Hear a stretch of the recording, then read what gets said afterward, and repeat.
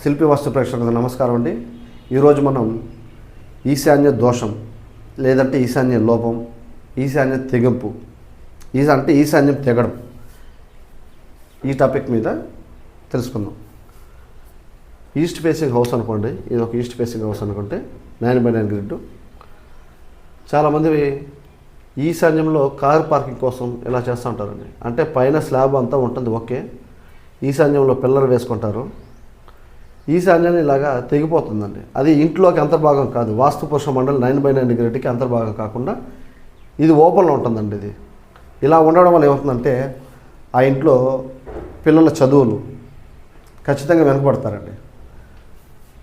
అదేవిధంగా ఇంకో పాయింట్ ఏంటంటే బ్రహ్మస్థానంలో ఉద్భవించిన ఎనర్జీ E=MC² అంటారు.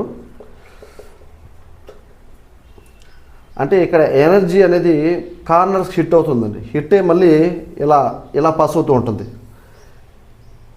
ఈశాన్య తెగింపు వల్ల ఏమవుతుందంటే ఈ ఎనర్జీ అనేది లీకేజ్ అయిపోతుందండి.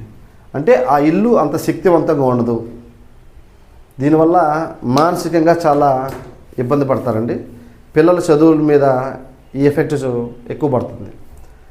మరిన్ని విషయాల కోసం మన ఛానల్ని సబ్స్క్రైబ్ చేస్తే లైక్ చేయండి. Thank you.